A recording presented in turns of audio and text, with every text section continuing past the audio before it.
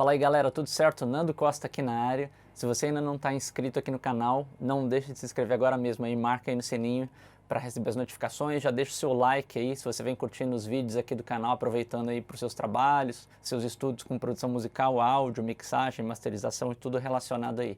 Vamos chegando aqui no terceiro vídeo dessa série, a matemática do áudio, tá? Se você não acompanhou ainda os outros vídeos dessa série, já volta lá no primeiro vídeo, segundo vídeo, tem muita coisa legal, os assuntos são interligados, então vale a pena. Só para fazer uma leve recapitulação aqui, no primeiro vídeo a gente abordou aquela questão toda da percepção do áudio dentro do contexto da mixagem, né? Como é que a gente compreende um som dentro da mixagem, e a gente viu também como é que, se a gente muda um dos três pilares do som, né, que compõem aquela percepção ali dentro da mixagem, se a gente muda ou o próprio som, ou o processamento que é aplicado nele, ou o contexto, qualquer um desses três pilares afeta como a gente percebe o som dentro da mixagem. No segundo vídeo a gente falou sobre centro de visibilidade, expliquei lá no quadro aquela questão do espectro, como que a gente percebe aquelas porções do som que ressaltam mais dentro da mixagem, né? E a gente vai vendo que cada elemento tem ali as suas características. A gente vai abordar mais isso também nos próximos vídeos aqui dessa série. Nesse terceiro vídeo, eu vou abordar um outro conceito que eu também criei,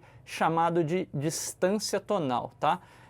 Ao longo dos anos eu vim aprimorando essas ideias todas e são coisas que não necessariamente eu criei, mas eu percebi ao longo do meu trabalho com mixagem e masterização, algumas coisas que sempre aconteceram no áudio, só que a gente nunca parou para realmente prestar atenção e ver como é que aquilo implica na nossa percepção sonora. Eu lembro uma vez, há muitos anos atrás, questão de uns, sei lá, 6, 7, 8 anos atrás, eu assisti um vídeo, uma entrevista do Manny Marroquin. Para quem não conhece, o Manny Marroquin é um dos grandes engenheiros de mixagem hoje em dia, já fez grandes artistas aí, Bruno Mars, John Mayer, Post Malone, faz a galera de tudo quanto é gênero aí, é um dos caras mais versáteis aí da atualidade em termos de mixagem e tal, um cara que eu admiro pra caramba. E eu lembro que eu vi uma entrevista dele mostrando, na verdade não era uma entrevista, era ele meio que mostrando, abrindo uma sessão de uma música do John Mayer, que eu não lembro qual que era, e ele comentando um pouquinho das coisas que ele tinha feito na mixagem. Pra quem também nunca ouviu esse disco, é o disco Continuum, do John Mayer, é um disco muito legal, tem mixagens dele e tem mixagens do Michael Brauer também, se eu não me engano. Não sei se tem mais outro mixer, mas ele e o Michael Brauer com certeza, eles dividem várias músicas desse álbum, é um álbum excelente do John Mayer. E aí a música que ele fez, que ele estava abordando lá no contexto, eu lembro dele ter falado uma frase exatamente assim, um dos elementos da música não me intrigou, mas ele falou assim, me influenciou para eu equalizar a caixa um pouco mais para baixo, um pouco mais próximo do bumbo. Eu falei assim, cara, como é que é equalizar uma caixa mais próxima do bumbo? E aquilo ficou rodando na minha cabeça um tempo. E obviamente, quando você vai desenvolvendo aí os seus estudos, os seus trabalhos, as coisas começam a ficar mais claras. O que ele quis dizer ali, eu quero equalizar a minha caixa mais próximo do bumbo, basicamente é isso que eu estou tentando traduzir em termos, né, em língua portuguesa aqui. É o que eu chamo de distância tonal, é a distância de tonalidade entre as peças, tá? No caso, nesse contexto que ele explicou especificamente, quando ele estava falando assim de equalizar a caixa mais próxima do bumbo, a gente estava num contexto de uma música mais, tinha mais espaço na mix, né, com poucos elementos, era bateria, baixo, eu não lembro se era só a guitarra ou se tinha algum violão, mas era tipo um esquema de power trio, então a música tinha bastante espaço, né? E aí nesse contexto ele quis equalizar a caixa de forma a caixa ficar mais encorpada no contexto, de forma que a parte inferior do espectro da caixa, né, a região mais do corpo da caixa, vamos dizer ali entre 100, 150 e 200, né, ficasse mais próxima ou mais fundida com a sonoridade do kick. Obviamente o kick ele não aparece nessa região tão alta dos graves, né? O kick aparece lá embaixo, 60 Hz, 70, né? Dependendo do tipo de música, se é música eletrônica, o bumbo aparece por volta de 50, depende da sonoridade que você quer. Então, a ideia dele era fazer com que o bumbo e a caixa, em termos de espectro, casassem um pouco melhor, né?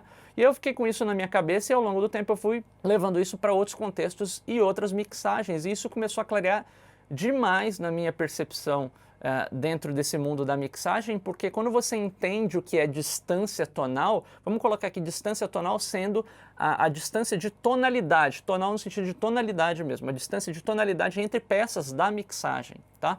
Então se você tem, por exemplo, uma mixagem muito densa, muito cheia de coisas, né, e a gente vai abordar logo na sequência aqui uma mix bem interessante que vai ajudar a ressaltar esses conceitos. Se você tem uma mixagem com muitos elementos, é mais difícil você fazer com que alguns elementos, algumas peças-chave se fundam, né? Imagina, por exemplo, que você tem uma mixagem de samba, onde você tem muitos elementos graves, né? Vamos supor, você tem surdo, você tem bumbo, você tem baixo, você pode ter tantã, enfim. Nessa mixagem especificamente é muito difícil você ter uma caixa mixada próxima do bumbo. Por quê? Porque nessa fronteira entre o bumbo entre o grave da caixa e onde o bumbo acontece, tem muita coisa acontecendo.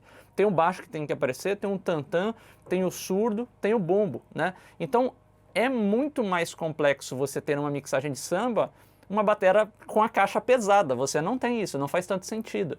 Da mesma coisa o baixo. Você não tem um baixo geralmente tão grave numa mixagem de samba, se você comparar, por exemplo, com um baixo numa mixagem de música eletrônica. Por quê? Porque numa mixagem de samba, você tem muitos elementos densos, é mais difícil de você manter o baixo super low-end, porque você tem muita coisa rolando no low-end. Inclusive tem várias mixagens de samba onde o baixo soa praticamente médio, o baixo você não sente tanto subgrave, porque você deixa o subgrave para outras peças, como o surdo, por exemplo, né?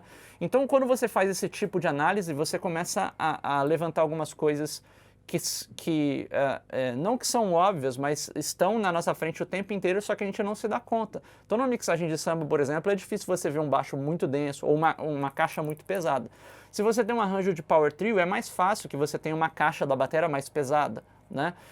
Tem um exemplo que a gente vai ver nessa mix que eu vou apresentar aqui também, que é a relação entre as guitarras e o baixo, que é uma coisa que de estilo para estilo pode variar bastante. Se você tem uma mixagem de reggae ou pop rock, alguma coisa assim, certamente a distância tonal entre guitarras e baixo é muito grande, ou tende a ser maior. Tá? Nesse exemplo que a gente que eu vou apresentar aqui, vocês vão ver que a distância tonal entre as guitarras e o baixo é muito menor. Tá? Então, quer dizer, cada estilo você tem essas distâncias tonais entre elementos muito variáveis. Isso dá uma liberdade muito grande para a gente entender as movimentações e o raciocínio lógico dentro da mixagem. Por isso que eu dei o nome nessa série de Matemática do Áudio, a gente compreender como que através de raciocínio lógico, de interações entre as partes, a gente consegue moldar a mixagem. Uma outra situação muito comum também é a questão da voz, né? Será que a gente consegue ter uma voz mais encorpada em uma faixa? Depende do arranjo. Tem arranjo que isso não te permite, porque você tem tanta informação no grave que a voz não é permitida de ter uma distância tonal mais próxima, por exemplo, do baixo ou do corpo do violão, porque tem muita coisa acontecendo ali. Então, nesse caso, a distância tonal entre a personalidade da voz e um violão, por exemplo, vai ser maior, vai ser mais discrepante.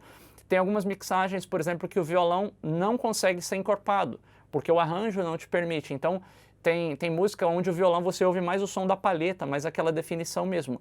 Tem mixagens que não, onde o corpo do violão é parte da base da música. Então você precisa dessa massa para completar o arranjo, né? Muitas vezes até a questão que a gente imagina assim, eu estou tentando mexer nessa música, cara, parece que a voz nunca encaixa na música. Você pode ter certeza que a solução para isso é você compreender distância tonal. Se algo não está encaixando na música, é porque provavelmente você não encontrou a tonalidade certa, a sonoridade certa desse elemento dentro da música. E isso aí é a experiência que vai te trazendo, né? Você ouvir muita música permite que você faça análises das mixagens e análise dos contextos no qual você está inserido ali e facilita o seu trabalho. Então, às vezes não é simplesmente a questão de equalizar, de comprimir, de ajustar o volume. Às vezes você vai mexer em tudo isso e vai continuar o som não encaixando. É porque simplesmente você não raciocinou, não entendeu qual que é a sonoridade que aquele elemento precisa ter na mixagem. Não é a sonoridade que a gente quer, é a sonoridade que a mixagem nos permite fazer naquele elemento para aquele contexto e para aquele arranjo. Esse tipo de raciocínio é que a gente vai fazer aqui e eu vou apresentar algumas coisas bem interessantes aí para esclarecer cada vez mais essa ideia da matemática do áudio. Vamos cair no som? Então vamos começar a falar um pouquinho aqui sobre a prática desse conceito aí de distância tonal. Essa música que eu vou abordar nesse vídeo aqui é da banda Dark Ride, chama-se Hammer Down. Essa música aqui também é uma das faixas que você pode baixar gratuitamente lá no site do Cambridge Multitracks, que eu até abordei no último vídeo também. É um site bem legal, eu recomendo para todo mundo que faz curso, que estuda áudio, que está começando a se desenvolver e que você tem mixagens, né, de diversos estilos. E aí é bem legal para você poder praticar, né? Então essas sessões, essas mixagens você pode baixar gratuitamente com um propósito educacional, para você praticar, aqui no meu caso, para eu poder ensinar para a galera também, né? Então é bem legal que você tenha uma variedade bem grande de estilos, tá?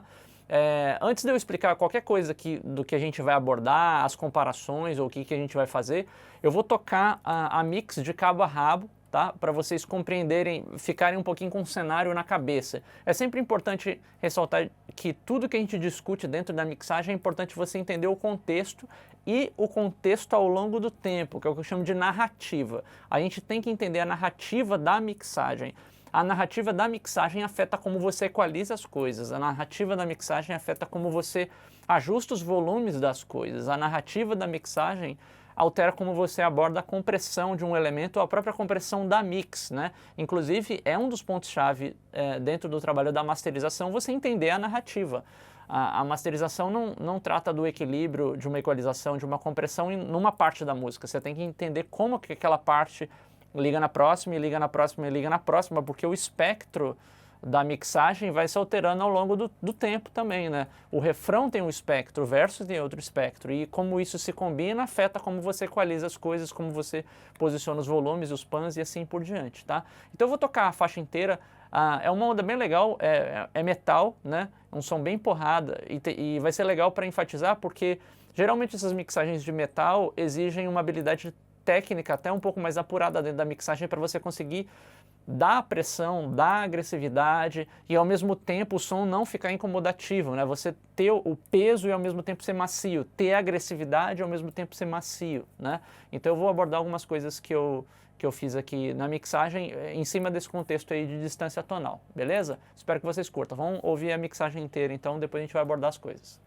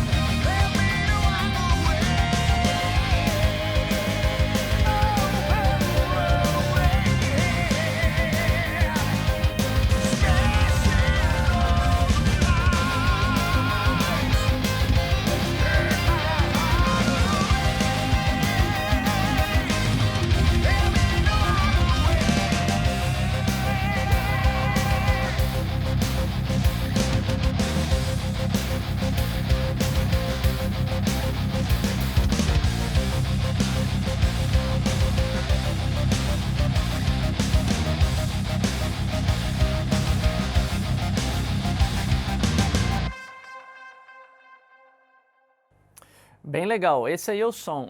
Diga-se de passagem, é uma música bem legal, né? Dá pra curtir uma energia bem boa aí. Só um panorama geral sobre a mixagem e esse trabalho aqui da produção. Quase tudo é instrumento virtual, a bateria é instrumento virtual. Tem quase nada de processamento na minha mix aqui, como vocês estão vendo. O baixo eu tive que trabalhar um pouquinho mais, criar alguma coisa de simulação de amp em paralelo, um drive em paralelo, alguma coisa assim. As guitarras estão praticamente flats, foram do jeito que foram gravadas mesmo, já foram gravadas processadas, né? Então, para atingir essa estética na mixagem, eu fiz nada nas guitarras, eu fiz praticamente nada nos synths também, instrumento virtual. Acho que tem só um filtrozinho aqui em um dos synths. O processamento maior é em cima das vozes, porque, né, mesmo que tenha sido gravado ou processado, no caso daqui as vozes estão bem cruas. Mas, obviamente, a voz tem mais dinâmica, então você tem que tratar com um pouco mais de delicadeza e tal. Então, o processamento maior na mixagem está em cima das vozes, tá? Que é legal ressaltar nessa mixagem, né? Agora que todo mundo está com contexto na cabeça.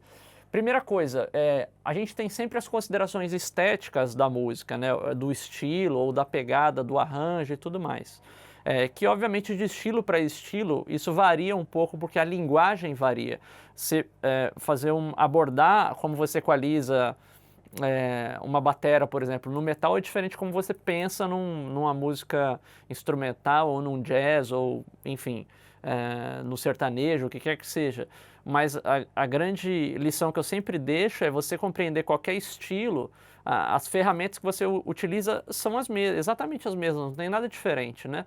O que muda é a forma que você trabalha as ferramentas, né? No caso dessa mixagem especificamente, a gente tem algumas características que são bem marcantes do metal em si, ainda mais esse metal mais porrada.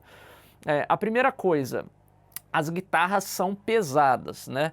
No sentido de que geralmente você tende a deixar o grave das guitarras um pouco mais solto nesse tipo de música, mais do que se você tivesse, por exemplo, um pop rock ou se você tivesse uma guitarra drive numa música pop, por exemplo, você não teria a guitarra tão pesada assim, né?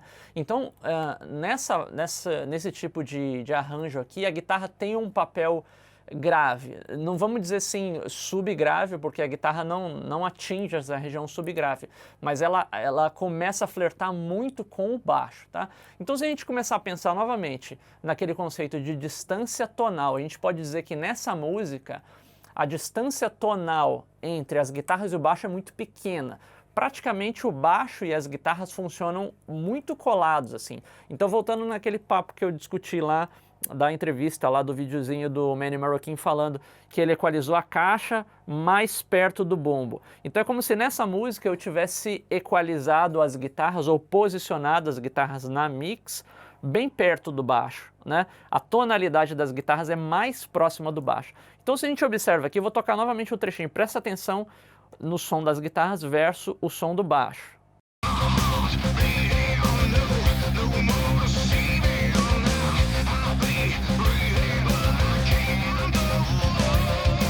Então a gente observa que as guitarras e o baixo fazem uma massa onde a nossa percepção é muito voltada para o médio grave e grave, né? Se eu até solar aqui, eu estou falando mais das guitarras base, tá?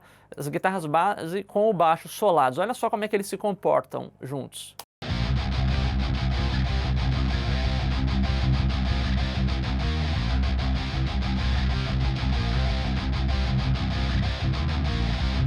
E o mais interessante é ressaltar aqui, no caso do lance do Manny Marroquin que eu comentei, ele falou assim, não, eu equalizei a caixa com mais corpo para aproximar do bumbo e tudo mais. Nesse caso, o que eu tive que fazer com as guitarras foi fazer nada, porque as guitarras já têm esse som mais pesado. O meu trabalho foi um trabalho de posicionamento do baixo para o baixo comportar essas guitarras próximas, né? Então eu tive um trabalho de simplesmente lapidar o volume, trabalhar um amplificador aqui no baixo e tal, e um drive e tal. Mas o que é mais importante não é o que eu fiz, é como que as coisas se comportam juntas, o resultado disso, né? Então nesse caso dessa música metal, essa guitarra não precisou de nenhum processamento, ela tá flat, tá? Ela veio assim, ó.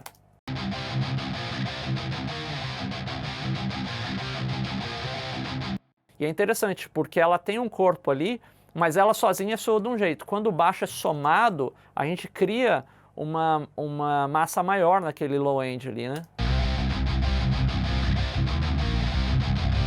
Que acaba até criando uma sensação da guitarra estar um pouco mais pesada também. Mas foi basicamente isso.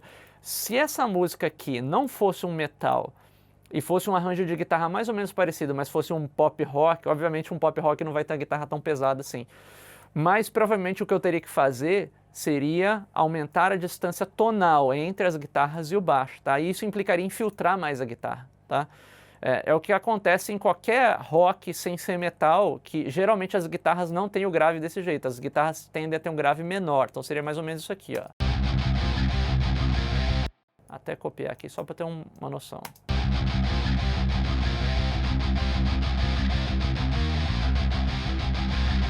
Então quando eu faço esse filtro aí, tipo 120, 130, 140 Hz, enfim, depende do arranjo, obviamente. O que acontece é que eu distancio a tonalidade da guitarra da tonalidade do baixo, e dessa maneira fica mais destacado o que é o baixo e o que é a guitarra. No caso dessa música aqui, desse metal, o baixo e a guitarra estão fundidos, que é a intenção do arranjo. Só que, dependendo do arranjo, você vai ter que julgar, será que eu tenho que separar mais as guitarras ou será que eu tenho que deixar elas mais juntas? Né? Então isso é o conceito de distância tonal, é o quanto você separa a tonalidade.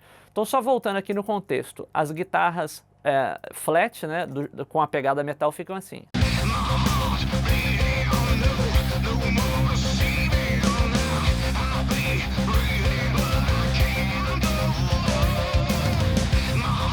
Beleza, se eu filtrar as guitarras, vamos supor que esse arranjo não fosse um metal, que fosse um pop rock ou um rock. Essa filtragem vai ajudar a separar mais a sonoridade das guitarras da sonoridade do baixo. Olha que interessante.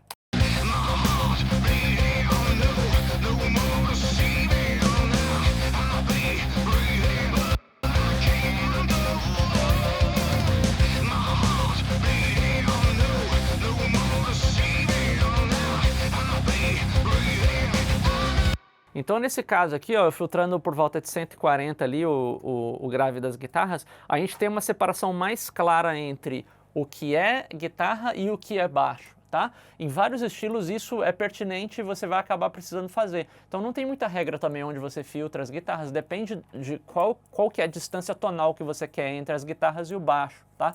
Cada estilo é uma coisa. Se você pega uma mixagem de reggae, por exemplo, fatalmente as guitarras vão ser bem filtradas, geralmente 140, 150, 130, depende do timbre, depende de como foi captado e tudo mais. Mas a distância tonal no reggae, por exemplo, entre guitarra e baixo é muito grande, porque justamente o que você quer é que o baixo seja muito maior do que as guitarras na mix.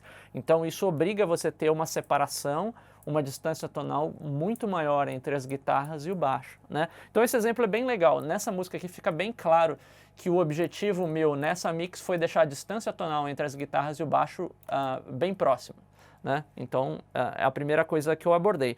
Uma outra coisa que é bem característica do metal também, que eu não vejo em outros estilos, assim, que eu acho que é mais do metal e sons pesados de uma forma geral, que é você sempre ter a voz, apesar de você ter você conseguir ouvir, distinguir a voz, a letra e tudo mais, mas é de você ter a voz bem fundida na base, né? Essa é uma característica bem clara no metal, assim. E isso, inclusive, é uma das coisas que cria agressividade no metal, porque você deixa a música estancando e a voz vai ali conduzindo, mas a voz está sempre bem dentro do contexto, está sempre bem dentro da base.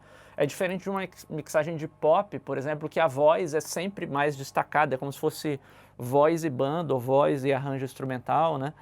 Então, na música pop, a voz é a coisa mais importante. No metal, apesar da voz ter a importância, o punch é mais importante que a voz, né? Então, a voz sempre fica mais dentro. Se a gente observar novamente aqui, ó, vou até colocar no refrão, presta atenção como que a voz se comporta dentro desse contexto. Dá para perceber nitidamente o brilho da voz, bem suave ali, você percebe a dicção, só que a voz está bem dentro do contexto.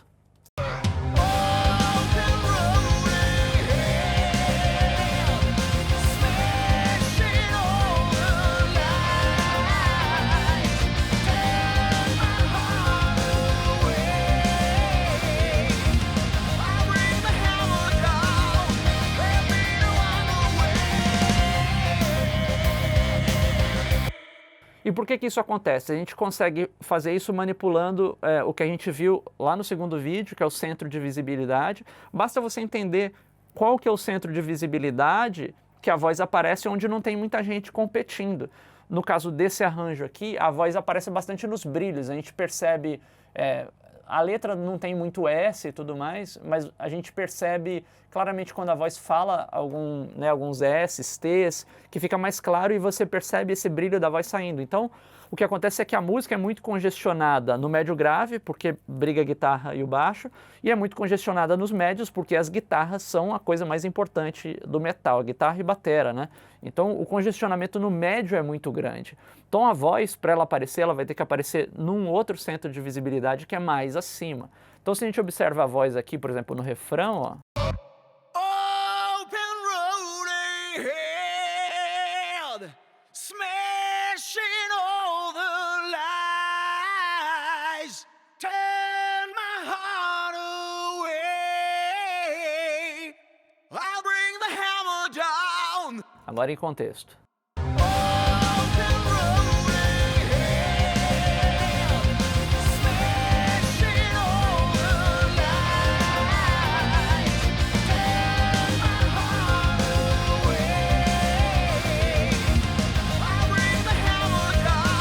Interessante, a gente consegue ouvir a letra nitidamente ali, só que está no meio de uma porradaria total, né? As guitarras estão estancando ali. Então a gente tem que desviar o centro de visibilidade da voz para um lugar mais acima. Nesse caso aqui, a voz aparece mais nos brilhos. E até alguns dos movimentos que eu fiz aqui na equalização foi justamente para isso, né? Para a gente desviar o foco da voz de lugares onde a guitarra está aparecendo.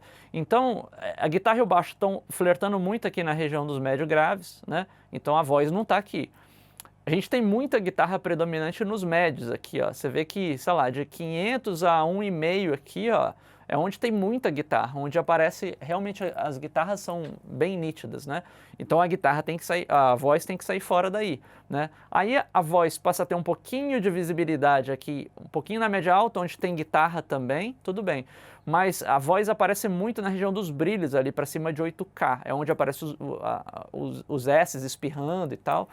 Então, quer dizer, eu desvio o foco da voz e, obviamente, isso aqui, a gente não deve ver só o equalizador, né? Mas ver como é que o equalizador entra no compressor, como é que o compressor entra no de-esser e assim por diante. Tem um pouquinho de brilho depois também. Mas o grande lance é que o resultado final é da voz ter a visibilidade dela sempre mais acima. As guitarras estão aparecendo nos médios, né? E aí, o que a gente está fazendo aqui é, basicamente, de aproximar a distância tonal entre voz e guitarras, né? A gente não quer que a voz seja muito destacada das guitarras, ela está bem fundida.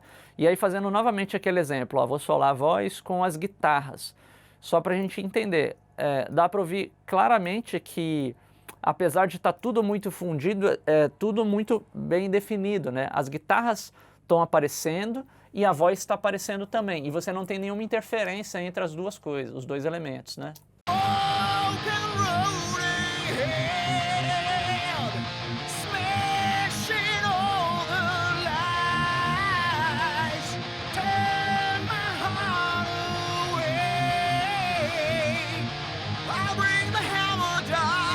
Então, quer dizer, o objetivo da mixagem é você compreender qual que é o perfil da voz, qual que é a personalidade da voz nessa música.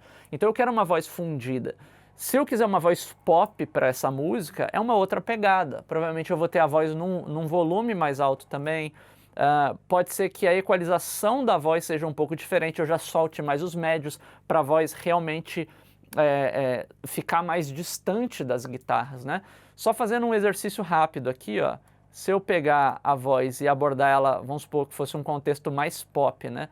Eu teria que modificar totalmente aqui essa pegada da equalização, olha só.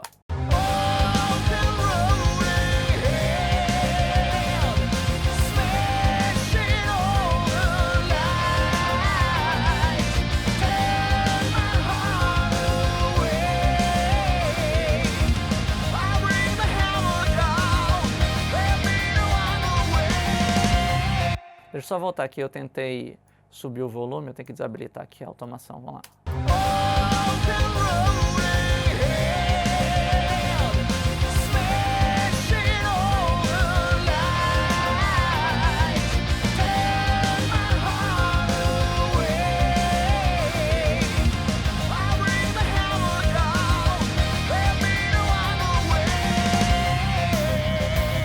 Legal. Então, com esse contexto, também seria uma possível abordagem para a voz. No entanto, a voz fica um pouco mais pop, vamos dizer. A voz acaba saindo fora da massa, do bolo do metal ali, né? Eu só subi ela um pouquinho e liberei aquela região que é justamente a região onde as guitarras têm maior predominância, né? Então essa região aqui que eu cortei, ó, tipo, eu fiz com um Q mais largo, né, de 700 Hz mais ou menos. Então eu abaixei. Então acaba que o médio todo ali, quando eu abaixo isso na voz, eu estou cedendo para a guitarra. E isso faz com que a distância tonal entre a voz e a guitarra seja mais próxima. Quando eu libero isso aqui, a voz se distancia das guitarras e a voz passa a ser mais preponderante nessa região, que é uma região que tem bastante guitarra, né? Então a gente acaba afastando. Então você tem diversas formas de trabalhar esse conceito de distância tonal na sua mixagem. O volume pode ser uma dessas formas, né? Mas às vezes, na maior parte das vezes, são coisas integradas. É um pouquinho do volume, é como você aborda a equalização, é o tanto que você filtra, até a forma que você comprime, altera a tonalidade ou sonoridade de um elemento e faz com que ele se funda mais ou menos com o contexto, né? Igual eu comentei lá no começo do vídeo, na introdução, às vezes eu recebo coisas para masterizar e em muitas situações já rolaram assim da pessoa ter finalizado a mix e fala, cara, eu não estou conseguindo encaixar voz na mix. Às vezes vem uma voz gravada de um outro estúdio, veio mais processada do que devia e tal. Cara, não encaixa, o cara sobe volume, desce volume, mexe no não consegue encaixar. Por quê? Porque você precisa compreender qual que é a sonoridade que aquela voz precisa ter para aquele arranjo, para aquela mix, e entender qual que é a distância tonal entre a voz e o resto. Quando você compreende isso, rapidamente com o movimento de EQ, um ajuste de volume, você consegue fazer a voz encaixar no contexto. Às vezes a voz está soando legal por si só, mas quando está no contexto ela nunca encaixa, porque às vezes o que você tem que fazer é aproximar a tonalidade dela da tonalidade da mix, tá? E aí vem esse conceito de distância tonal. Então nesse caso aqui, a movimentação que eu fiz foi simples. Se eu quiser uma voz, uma abordagem mais pop, eu vou soltar. Mas no caso do metal, e inclusive assim, se você está fazendo esse projeto para uma banda, para um artista que é metal, ele está acostumado a ouvir isso, então ele espera que a voz não fique tão fora da mix, né? Então é esperado que você funda mais a voz dentro do contexto da mix. Assim como em vários estilos, por exemplo, você vai fazer uma música eletrônica, é esperado que o kick e o baixo sejam bem pesados, e na maior parte das vezes você tem aquela massa ali no grave, e se você tem uma voz, por exemplo, na música eletrônica, a distância tonal entre a voz e o grave da música é muito grande. Você não tem geralmente uma música eletrônica onde a voz tem muito grave, é muito pesada, não combina com o estilo, né? Então o que acontece é que você tem que sempre distanciar bem a tonalidade. Tem várias músicas, né, em estilo eletrônico, em várias vertentes, que a voz inclusive é bem magra, ou às vezes a voz é muito brilhante, não tem muito peso, porque você acaba tendo que afastar a sonoridade da voz da sonoridade da massa do instrumental, porque o mais importante ali no contexto é você ter a massa bem definida, é o kick bem pesado, o grave também, o low end bem pesado ali também, né? Então a gente vai fundindo bastante esses conceitos aí que vão ajudando a gente na compreensão. Um outro ponto que eu queria abordar aqui é em relação à bateria, tá? A gente observa aqui que a bateria está praticamente flat, não tem nenhum processamento. Tem uma coisa bem específica aqui no kick, que eu fiz um filtrozinho, usei um R-Bass, que é uma ferramenta que eu uso bastante para enfatizar low end, tá? Em toda música que eu sinto falta de low end, em kick, em bass, o R-Bass, que é uma ferramenta da Waves, ou Renaissance Bass, é bem legal, é como se você desse um leve harmônicozinho ali, né? Muita gente faz também esse esquema como se fosse uma sine wave disparando ali e tal, que é um conceito mais ou menos parecido. O R-Bass é uma ferramenta bem prática, assim, você praticamente só seleciona a frequência que você quer, a intensidade de low end que ele dá. Tem outras ferramentas no mercado que fazem isso também. Mas enfim, foi uma forma de eu dar uma pesada na música, porque isso aqui veio de instrumento virtual, eu senti que o bumbo veio um pouco magro, assim, em comparação com o tamanho do espectro que eu queria atingir na mix, né? Então foi uma ferramenta que eu utilizei no kick e no baixo também, tá? Para dar um pouquinho de Eu usei na soma do baixo aqui para dar um pouquinho de low end. Mas enfim, o que eu queria abordar aqui é aquele papo, né, que eu comecei falando lá no começo sobre o Manny Marroquin, que ele comentou do kick e do bumbo, tá? Se a gente ouvir aqui a bateria nesse contexto solada, vamos dar uma ouvida aqui só para entender um pouquinho desse papo, ó.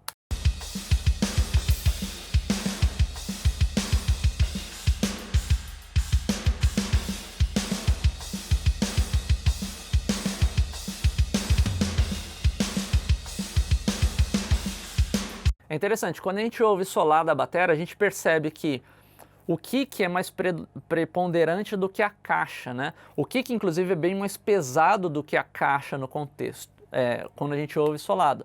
Só que quando a gente ouve em conjunto, você vê que a coisa muda um pouquinho de figura. A gente já percebe a caixa um pouco mais cheia.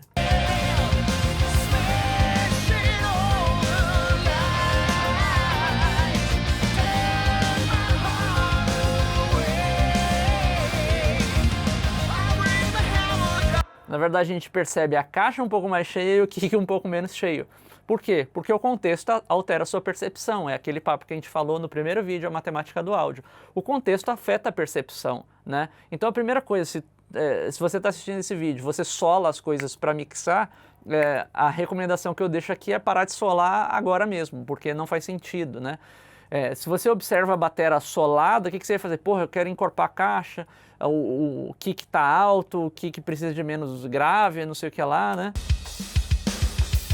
Só que no contexto as coisas encaixam, por quê? Porque entra toda uma massa sonora que afeta como a gente percebe. Pelo fato da gente acrescentar muita guitarra e a guitarra pesada nos médios ali, essa sensação de médio faz com que a gente perceba a caixa mais próxima do contexto da mix. E da mesma maneira, a gente está ouvindo o bumbo mais pesado, porque não tem ninguém grave competindo com o bumbo. Quando a gente adiciona as guitarras pesadas e o baixo pesado, o bumbo parece que é um pouco menos pesado, porque a gente tem outras coisas também competindo com ele. Então a gente cria esse balanço, tá? Mas o que eu queria ressaltar aqui é o seguinte: a gente observa que há uma distância tonal muito grande entre a caixa e o kick. No caso desse contexto, a gente não conseguiria ter aqui, por exemplo, aquele papo que o Manny falou lá na música do John Mayer, dele ter a caixa com uma distância tonal, né, ou a caixa equalizada mais próxima do bumbo. Nesse arranjo é impossível isso. Por quê? Porque não há espaço físico para isso. Qualquer coisa que eu faça para encorpar a caixa aqui vai embolar a mix. Então isso implicaria em eu ter que tirar equalização de alguém. E esse alguém provavelmente vai ser o baixo e ou a guitarra, né? Então olha só, se eu observar novamente a bateria sozinha aqui, ó. Vamos supor que eu quisesse a caixa um pouco mais encorpada, né? Eu poderia pegar aqui, ó, dar uma enchida nela.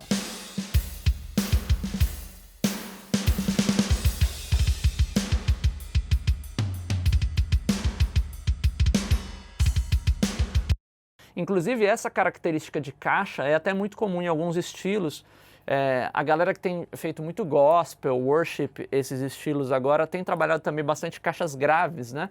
Então, esse trabalho de você dar uma encorpada na caixa, nessa região aí de 100, 120, é até uma coisa característica desses estilos.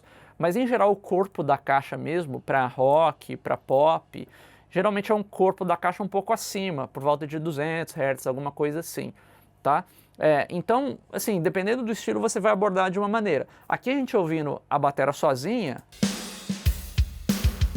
já dá uma encorpada. Obviamente, se a gente quisesse um pouco mais de nível da caixa, um pouco menos de nível do kick, isso se a caixa fosse, se a bateria fosse sozinha, tá? Só que, se eu liberar isso aqui com a banda, olha o que acontece na mix. Desculpa, deixa eu colocar aqui no refrão que é mais denso, ó.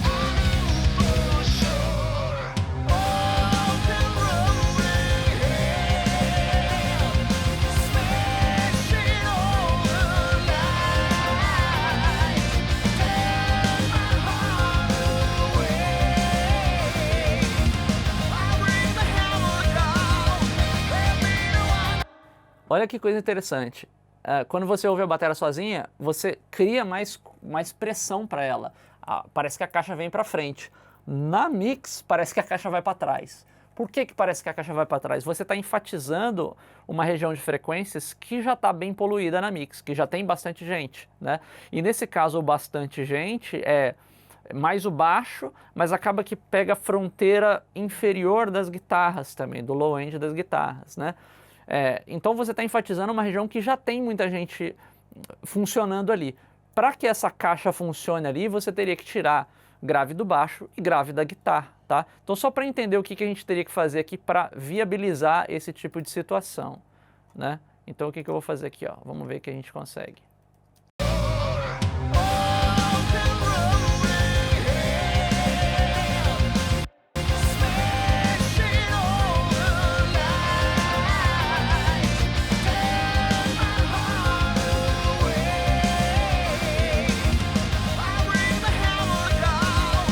Então foi exatamente o que eu falei. A gente tem que tirar a fronteira inferior das guitarras, né? Então eu fiz um filtro tipo em 130 e tirei um pouquinho do 130 no baixo. Dessa maneira você libera para que a caixa tenha o 130 dela.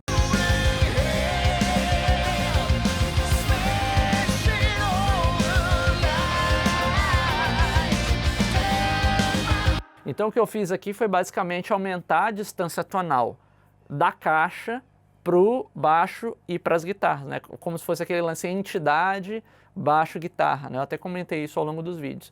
Então é como se você pensasse na base como uma coisa única, né? Bom, é uma possível solução, só que a música deixa de ser um metal porrada para ser algo menos, né? Se fosse uma música no estilo de gospel worship, seria mais nessa linhagem, inclusive, onde a caixa seria mais pesada, por exemplo, do que as guitarras, né?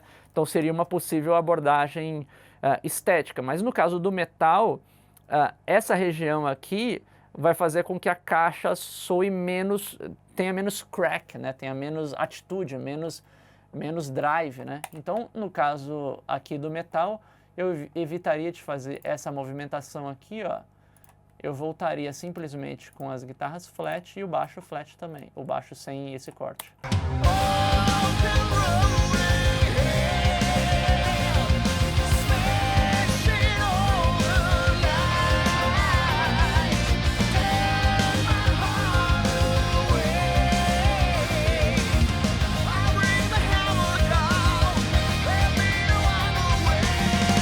Legal, então dá para entender que a gente tem sempre muitas possíveis soluções para a mesma situação. A parte estética aponta demais os caminhos que você tem que ir. Muitas vezes você tem vários caminhos diferentes, né? Então às vezes você manda mix para a pessoa e fala assim, cara, a caixa tá baixa, né? Eu até fiz um vídeo aqui no canal para quem não assistiu ainda. O nome do vídeo era A Voz Tá Alta, era alguma coisa mais ou menos relativa a isso. Às vezes não é, por exemplo, que a caixa tá baixa. Às vezes a pessoa espera ouvir uma outra estética daquela caixa, né? Uma outra tonalidade, uma outra sonoridade. Então não é simplesmente subir a caixa que vai melhorar, né? Então você tem que entender o porquê que não está chegando caixa, né? Então é você entender, às vezes você precisa mexer no contexto para poder fazer com que o som daquela caixa apareça na mix, né? Então vocês estão observando aí que os conceitos são muito interligados. O conceito do primeiro vídeo da matemática do áudio, o conceito do segundo, que é o centro de visibilidade, e agora a distância tonal, que é a distância de sonoridade entre as peças. E você pode derivar esse conceito também para a gente às vezes comparando um elemento com o outro. Às vezes pode ser um elemento com um conjunto de elementos, né? Quando eu comentei lá da música pop, eu estou comparando a voz com o resto da mix, ou a voz com as harmonias, por exemplo, né? Então eu estou comparando a voz, qual que é a distância tonal da voz, para um conjunto de elementos que compõem a harmonia, por exemplo, né? Ou comparando a bateria como um todo versus a harmonia como um todo. Qual que é a distância tonal da batera para a harmonia? Pô, eu acho que a harmonia tem muito mais médio do que a batera, por exemplo, né? Então esse tipo de análise você pode derivar para vários níveis acima, né? Então eu vou deixando um pouco dessas informações aqui para vocês trabalharem nas mixes de vocês aí. Espero que vocês tenham curtido esse vídeo. Já se inscreva aí no canal, marque aí no sininho para receber as notificações. Já encha de like aí, compartilhe com seus amigos. Já já a gente está de volta com mais vídeo e a gente vai para o 4º episódio dessa série, A Matemática do Áudio. Lembrando aí também, quem tiver interesse em aprender mais desses conceitos a fundo, mais sobre o domínio da mixagem a fundo, eu ofereço o curso online Mixagem em Teoria de Áudio, o curso AirScope Mixagem em Teoria de Áudio, que tem aí mais de 83 horas de duração, 90 aulas, muitas coisas teóricas, práticas e tudo que você precisa entender aí no universo da mixagem, teoria de áudio, masterização, um pouquinho de tudo aí, tá bom? A gente se vê no próximo vídeo. Um grande abraço, valeu!